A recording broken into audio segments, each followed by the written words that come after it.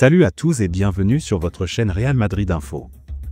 Voici une toute nouvelle vidéo dans laquelle nous allons parler de les dernières infos du Real Madrid. Voici les grands points nous allons développer. Premièrement, conférence de presse de Xabi Alonso. Ensuite, Real Madrid Espagnol, l'arbitre de la rencontre entre est désormais connu. Et, la décision est tombée pour Dean Huijsen. Et d'autres infos du Real Madrid. On y va. L'entraîneur du Real Madrid est apparu en conférence de presse ce vendredi, à la veille de recevoir l'Espagnol Barcelone au Bernabéu pour la 5e journée de Liga. Comment abordez-vous le match de demain? L'Espagnol est en très bonne forme, mais nous aussi, nous sommes pleins d'énergie pour prolonger notre bonne passe. Ce sera difficile, car ils arrivent en pleine forme, mais nous jouons à domicile. Nous devons faire un bon match. Que pensez-vous de la confirmation de la sanction de Huijsen? D'un côté, cela ne me surprend pas. J'aurais aimé une autre décision, mais c'est comme ça. Si une erreur est reconnue, elle devrait avoir des conséquences, mais ce n'est pas le cas. Et nous allons en rester là. Trouvez-vous que Vinicius a moins d'impact qu'avant? Je le trouve bien. Hier, après l'autre jour, on voyait bien que ce n'était pas le moment de lui parler. Mais aujourd'hui, il était déjà plus positif. Je lui ai parlé un peu et nous avons fait quelques exercices. Après en avoir discuté à plusieurs reprises, Xabi et moi avons convenu qu'il ne jouerait plus au poste d'arrière latéral, a déclaré Valverde l'autre jour. Que pouvez-vous nous dire de cet accord? Pouvez-vous garantir ici qu'il ne jouera pas au poste d'arrière latéral?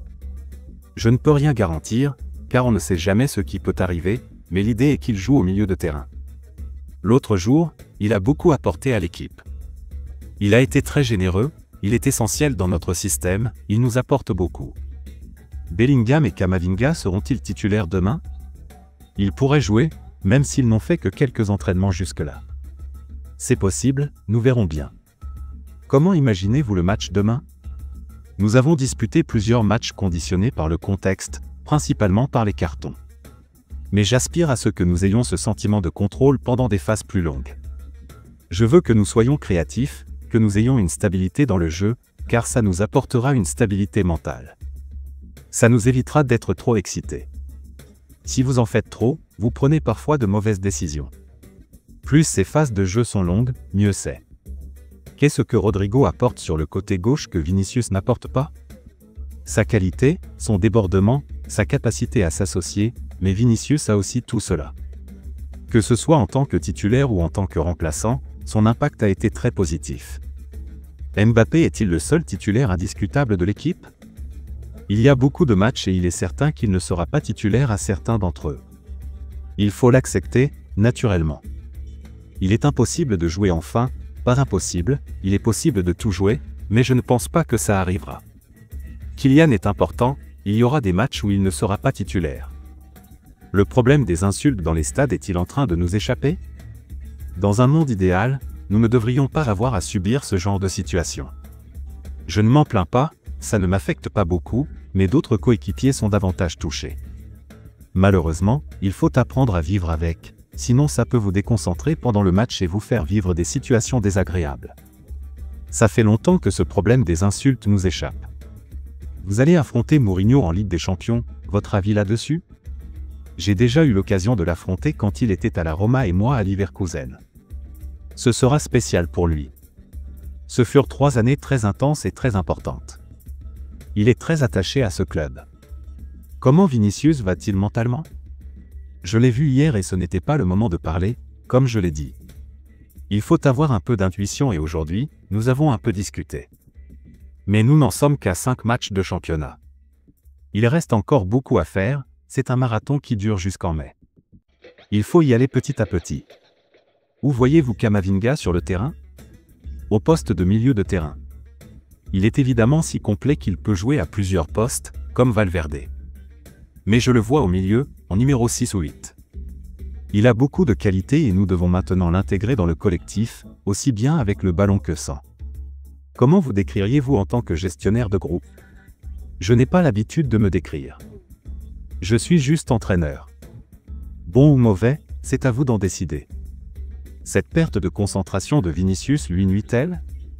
Pour moi, il y a beaucoup de joueurs importants dans cette équipe. en termes de niveau, d'expérience, de parcours et de ce qu'ils peuvent nous apporter.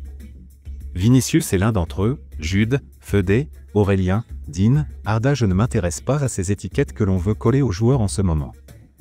J'apprécie beaucoup chacun d'entre eux et je veux que toute l'équipe se sente importante. Nous sommes tous dans le même bateau et nous avons besoin que tout le monde rame dans la même direction. L'autre information.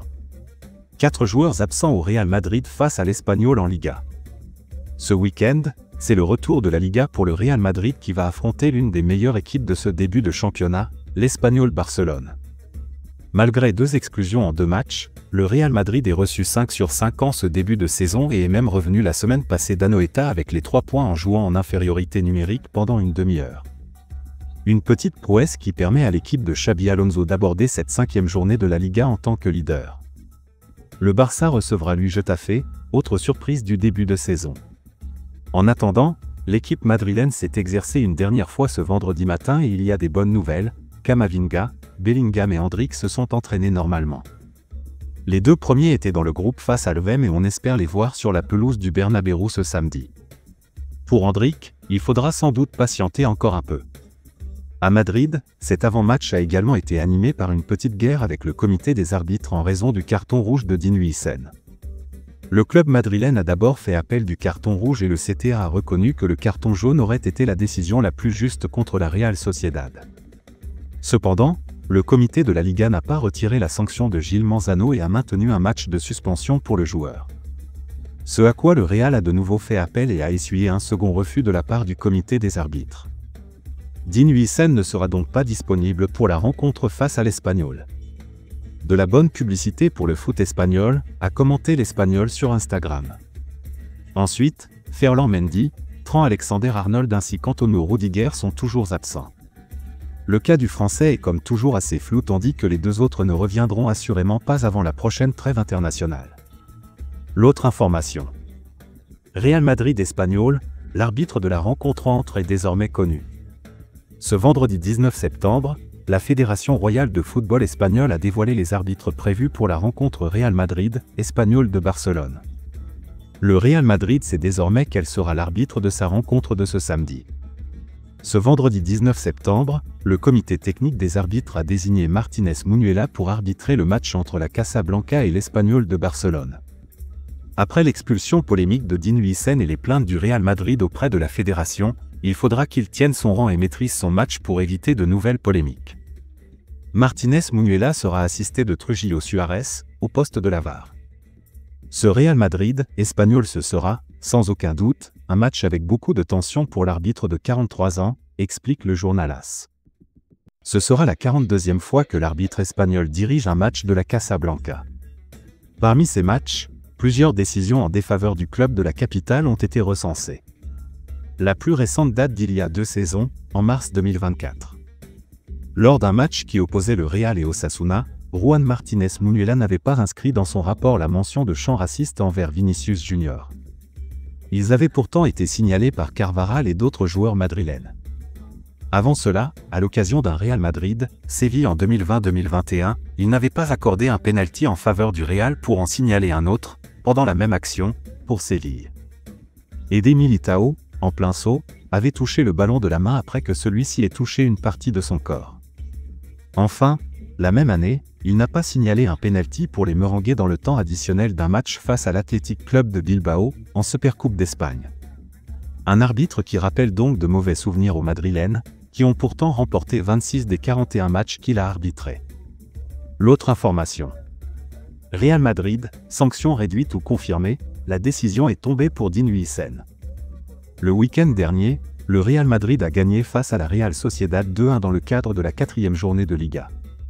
Et en première période, Dean Huijsen a été expulsé suite à une faute durant une contre-attaque adverse. Une faute d'anti-jeu qui lui a valu un carton rouge directement, une décision qui a été déclarée comme une erreur par le comité technique des arbitres en Espagne. Après 3 victoires durant les 3 premières journées de Liga, le Real Madrid affrontait la Real Sociedad au stade d'Anoeta le 13 septembre. Et les hommes de Xabi Alonso ont gagné grâce à des buts de Kylian Mbappé et Arda Güler en première période. Mais un événement a également bouleversé la rencontre durant les 45 premières minutes, l'expulsion de Dean Huijsen 32e minute. Lors d'une contre-attaque de la Real Sociedad, l'Espagnol a fait faute en annihilant clairement une situation d'occasion nette pour ses adversaires de l'après-midi. Et dans la foulée, il a été expulsé directement suite à un carton rouge sans que VAR n'intervienne. Et ce jeudi, le comité technique des arbitres a expliqué que c'était une erreur claire de l'arbitre d'infliger un carton de cette couleur en premier lieu.